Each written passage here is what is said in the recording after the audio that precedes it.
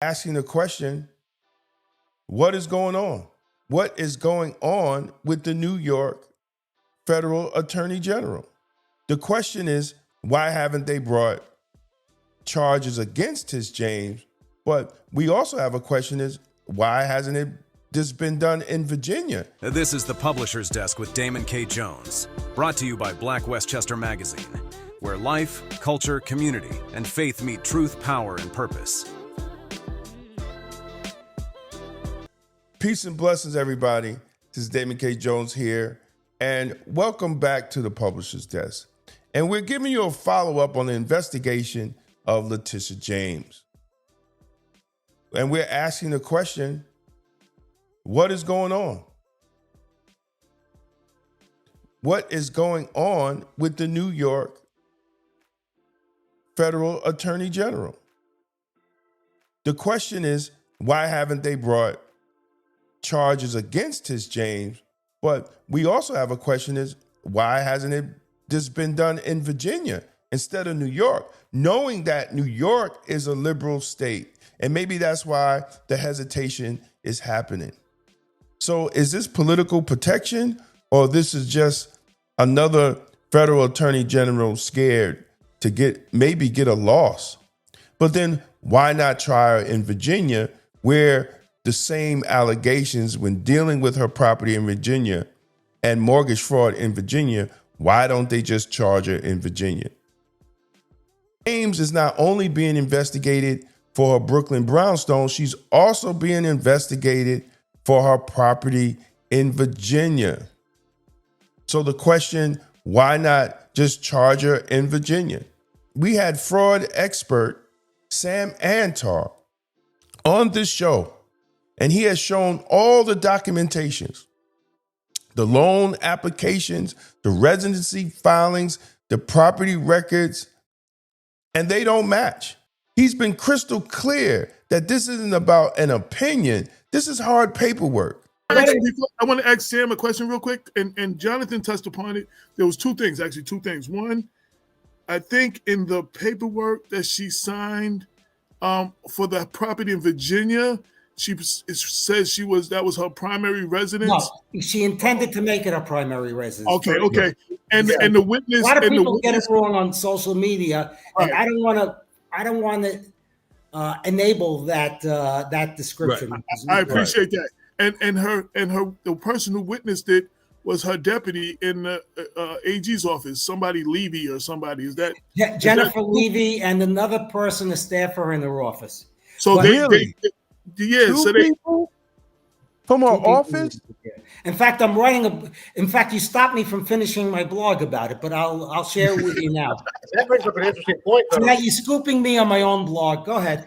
If she intends to make that her residence, won't that essentially disqualify her from being? Yes. No, if she actually, here's the key legal distinction. Okay. First of all, let's talk about Jennifer Levy and the other person whose name I just don't have on the top of my head. Okay. They were called to witness the document. That doesn't mean that they actually saw the document or read the document, but they will invariably be questioned by the feds. Right. As the feds should question everybody.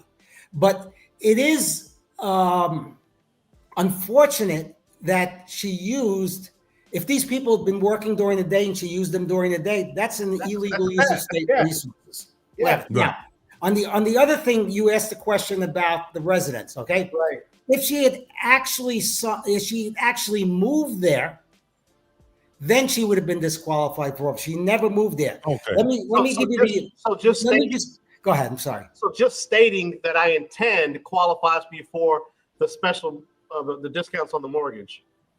Yeah, well, here's the thing. I'll give you the timeline. Okay. According to a lawyer, on August 3rd, she sends out an email stating that she doesn't intend to make it a private residence. It could be August 4th. Yeah, exactly. I'm not exactly. Around August 17th, she signs the power of attorney that's notarized by two members of her office, saying that she intends to make that property her primary residence. Now, the lawyer claims it was a subsequent document before closing where she reaffirmed that it was going to be a primary residence. But let's put all of that aside. Whatever her lawyer says does not matter because the loan itself was based upon her declaration that it was going to be the primary residence and Right. that both her and her co-buyer, Shanice Thompson, her niece, were going to occupy it based upon that. Right. So it doesn't matter what she told the bank or didn't tell the bank or whatever. The reality is that's the way the loan was underwritten. It was never corrected.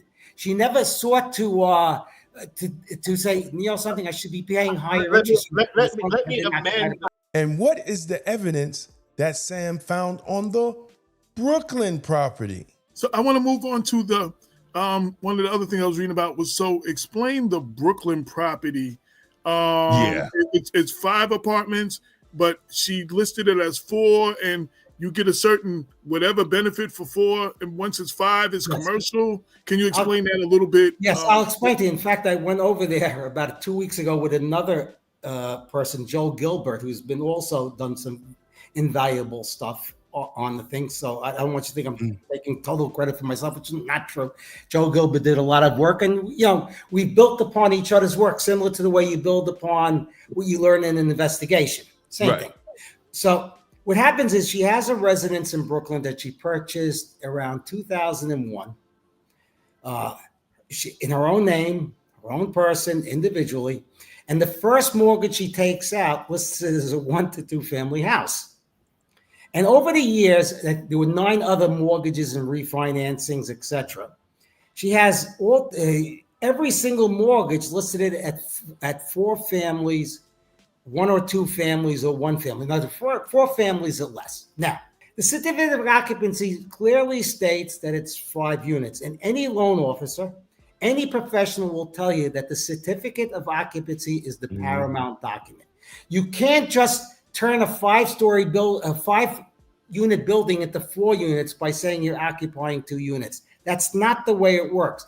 There has to be what's called a legal conversion. I think it's a Section 1A or something like that, conversion. It's almost like a partition. What? It's almost like a partitioning of the property. Right, exactly. There are building codes that go into it to prevent people from creating fire hazards, etc. Right. Now, complaints were registered with the Department of Buildings. I don't know who did the complaints, but they were registered. And the Department of Buildings wrote it off as a minor error. What do you mean minor error? She's saying it's 4 units, it's 5 units. Now, was there political favoritism involved? I don't know, but it smells like all the years of one so-called mistake over another so-called mistake. It gets to the point that it's not a mistake anymore. But if it was you and me, brothers and sisters, a regular citizen, the indictment would have already come down. Some in the GOJ are saying that it's not enough evidence, but we have begged to differ. The real reason prosecutors didn't push it through Virginia is because that court, the Eastern District, moves fast and doesn't play politics. But keep it in New York, the process slows down, the politics kick in, and James gets a shield of protection in her own backyard.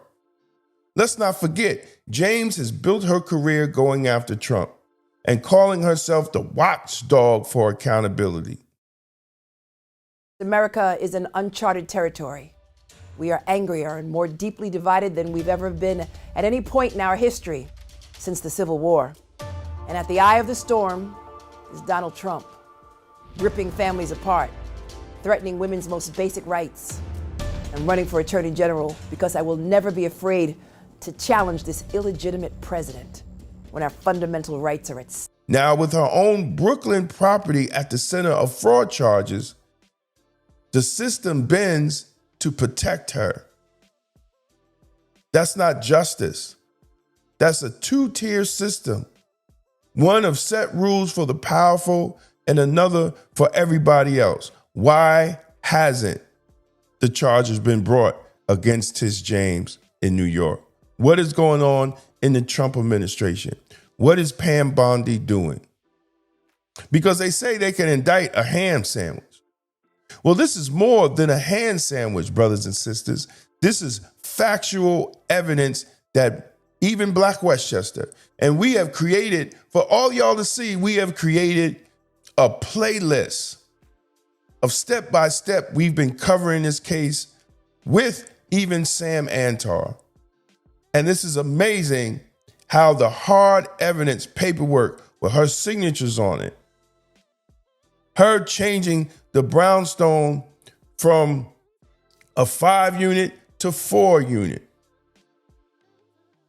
All that is there in hard paperwork. So we're not sure what they're doing. And there's no accountability for elected officials who break the law, who do the same thing that they charge other people for. So let's not fall for the spin. The brownstone records are real. The Virginia property records are real. The contradictions are on the paper. If the law means anything, the top cop of New York State should be held accountable for the same standard as the people that she prosecutes. Accountability has to be equal, no exception. Family, this is bigger than one politician. This is about whether justice still means something in America. If Tish James can misrepresent her Brooklyn brownstone, and she can misrepresent paperwork in the VA loan for the property in VA and dodge accountability because of politics, then none of us are safe from the two-tier system. Don't matter if you're Republican or Democrat. This is a travesty of accountability. So please like and share and subscribe, and let's keep demanding the truth and equal justice. We can't allow politicians, no matter what color they fly, abuse the law. I'm Damon K. Jones, the publisher of Black Westchester magazine, blackwestchester.com. And thank you for watching. Please like, share, and subscribe. And let me know what you think. Is Pam Bondi blowing this?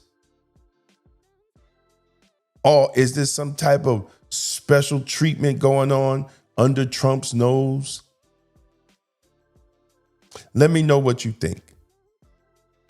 And as always, stay safe, stay blessed, and stay blacktastic. Peace out. Tired of the same emotional politics that lead nowhere. Emotional Politics, Logical Failure by Damon K. Jones is the book Black America needs right now. It exposes the lies, challenges the gatekeepers, and calls for real strategy, not just symbolism. Power starts with truth. On sale, now, and available in audiobook on Amazon. Tolerance is for Cowards by Damon K. Jones. This book is not anti-police, it's pro-community. Discover how the extended policing strategy empowers you to demand real public safety, justice, and accountability from your local police department. Because the Black community deserves good policing. On sale now on Amazon and Audible. Discover Jesus and Divine Black Masculinity by Damon K. Jones.